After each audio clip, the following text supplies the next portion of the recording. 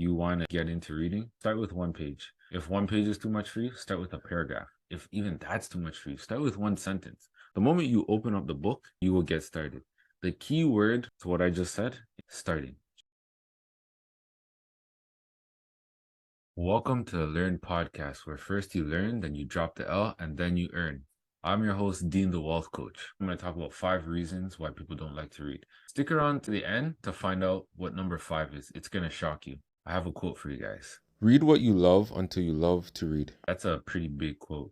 I never noticed that this had so much power behind its meaning because for a very long time, I never liked to read. I was encouraged to read, but I didn't like to read. Reason being is I have dyslexia and it's very hard to read. Words just jump all over the place and it always just made me feel slow to read, right? When you're reading for yourself, it doesn't matter if you go slow, fast, if you don't understand some of the words. Over time, you'll get better. With practice makes progress. Not perfect, but progress. Progress is better than being perfect because when you strive for perfection, you will beat yourself up time and time again trying to get something perfect, or you don't get things done because you want to make sure that you hit perfection before completing whatever it is that you're doing. So practice makes progress. I want to play a song for you guys. This is a song I grew up to, and funny enough, I didn't read as much as that time, but I'll tell you a story after that, after I play the song. My track. People around my age will know the song. People younger won't, but that's fine. Take a look. It's in a book. Track used to hit hard. And anywhere, if you guys could see the graphics. Track hits hard. The trap beat behind this. That track was a big track growing up. Used to watch that all the time, Reading Rainbow. You would talk about books, you'd also read books. There's a few books that he actually spoke about on the show, and I remember these books. However, at that time, I wasn't a big reader. Reading was very hard for me at that age. But one thing that I did as I got older, I got introduced to Scholastics book fair at school, and they had a book series called Goosebumps. So with the Goosebumps, it was like horror for teens or kids to read. Like it wasn't like too gory or anything, but it was just like that horror suspense type book. And for some reason, I took a liking to it.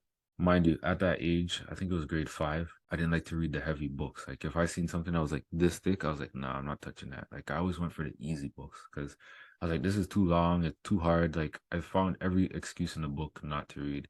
I don't know. Like I just got very intrigued and I just kept reading them. And me and this guy in my class, I think his name was Eugene, we were always in competition to get the latest Goosebumps book. I think at the age or by the time grade 6 rolled around, there were probably like 35 books deep in the series. And then they went on to make a TV show. And I was just like a big fanatic of Goosebumps. And that's where I started I love to read that book because it was like something that I was interested in. So for those that don't like to read, start with something that you're interested in before deep diving into something else. Because if it's something that you don't like, you're more than likely not to finish it or not even start that book. That was something that I noticed at a young age. After that, I didn't really read until like my adulthood, where I picked up my first book. I think this is almost every book that people pick up when they want to try to build wealth. Rich Dad, Poor Dad. From there, I picked up the 4-Hour Work Week.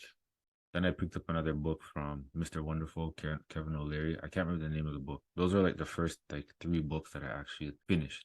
It took me a very long time to finish it, but they inspired me. Then I got Think and Grow Rich, and that wasn't a book that I didn't like it at first. I started to read and I was like, yo, this book is boring. So I never finished that book until I got into my adulthood. I got the audiobook. The audiobook was actually better for me. And just over the years, like as I just seen book titles that like caught my eye, I just continued just reading and just reading more. And I just caught myself where I just started to buy a bunch of books, and I was just like, man, like I actually like reading now. And it was because I found something that I was interested in. Once you find something that you're interested in, you'll give it attention. But when you're not interested in something, you're not going to give it any of your attention. Is your credit score trash? Are you tired of collection agencies calling you?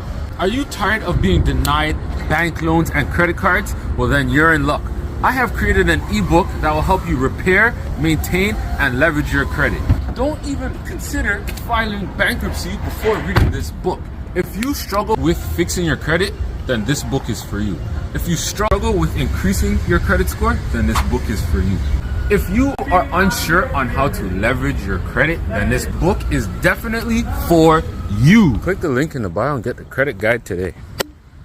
I was looking on the internet to see why people don't read. And these are kind of the things I was going through, but there's one in particular that I think is going to shock you. Some reasons why people don't like to read. Time constraints. I get it. We all have a busy life, and trying to navigate through it is hard. If you don't plan out your days, how are you able to achieve anything that you really want to achieve? That's the whole purpose of creating a list or having a daily planner, so that you can stay on track with the things that you want to do or need to. So if time is something that you struggle with, how I started, this is how I really got into reading consistently. It was Atomic Habits. It said just start with one, and I think it was talking about exercise for like push-ups. And it said if you want to read, start with one page. So, and the thought process behind it, like, because there always needs to be something for me to think about it for it to make sense. It made sense the way they broke it down, where they said just start with one page, because one page you'll think it's stupid just to read one page, and you'll end up reading a few pages. So then I began to challenge myself and say, all right, I'm going to read 10 pages a day. 10 pages a day, it's not the worst. It's enough to get something from the what I'm reading. So I started with that. I started with the 10 pages, and then in 10 pages, I challenged myself to read like 30 pages. I was like, I could do it. But you have to like gradually build yourself up. Don't just start right at saying, yeah, I'm going to read the whole book. I'm going to read the whole chapter. I'm going to read 3 chapters. It's going to be too much for you, especially if you're not somebody that reads. Start slow and build your way up. I always use this as an example, but it's like going to the gym. Are you going to start deadlifting 500 pounds right away? Probably not. Start with what you're familiar with, or I know what your max is.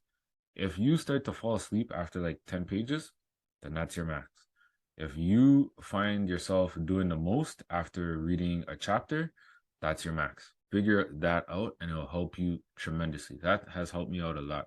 And now every day I pick up a book, I start reading. Sometimes I read a couple of chapters, depending on the mood I'm in and how much I have on my plate for the day. Next thing is lack of interest. So I spoke about that briefly.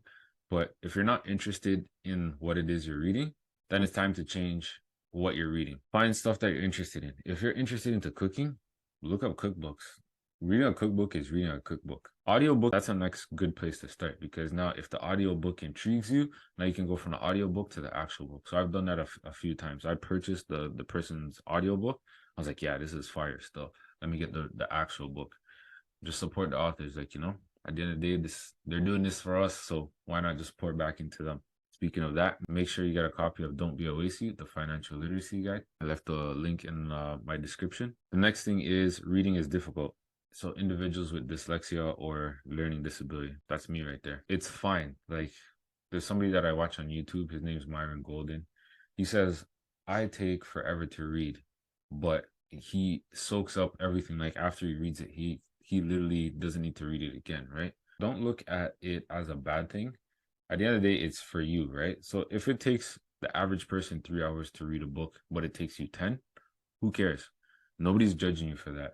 Just as long as you were able to finish that book and digest the information that was in there. Limited access to books. Some individuals may not have easy access to books or other reading materials due to financial or geographical barriers. Everybody's situation is different, right? But if you're able to find something that you can read, start there. And number 5, ready for this? Drum roll, please. Digital distractions. The rise of smartphones, social media, and other digital entertainment options has led to an increased competition for people's leisure time.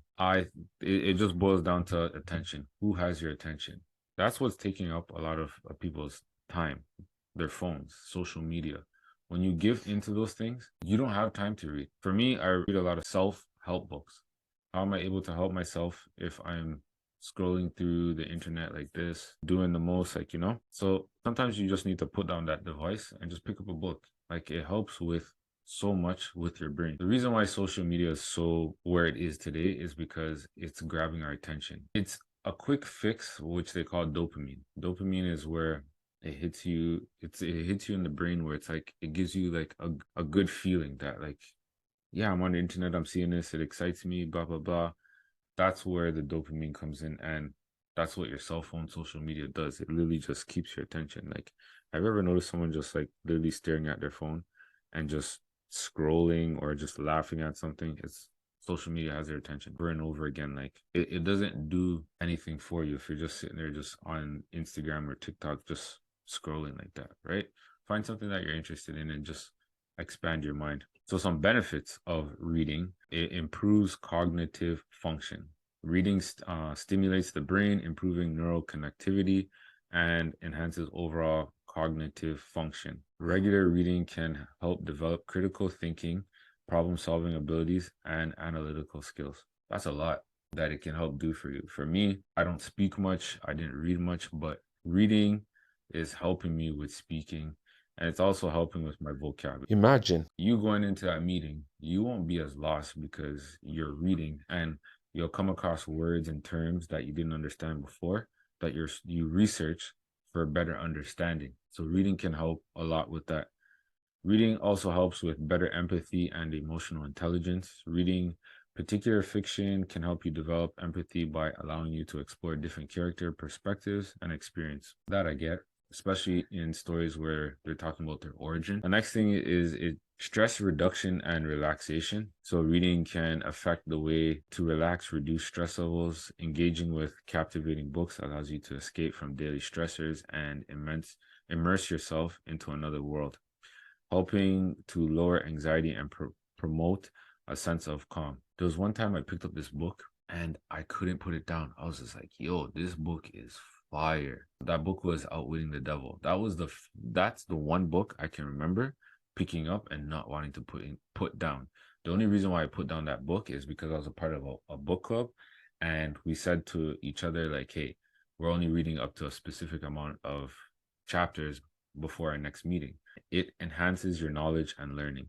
The amount of stuff that I have learned through reading books is tremendous. Like, without my library of books, I don't know where I'd be today. I probably wouldn't even be on this podcast, to be honest, because the things that I've learned and tried and the knowledge that I've gained has just helped me so much in my growth as an adult. You are somebody that is watching this and you want to get into reading.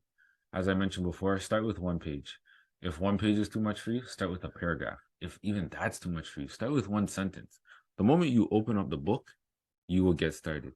The key word to what I just said in everything that I was talking about reading, it starts with starting. Just start with one thing. Whatever that one thing is in terms of reading, just start with that, do that for a couple of days, and then increase over time. I hope you found value in this video. So make sure you hit the subscribe button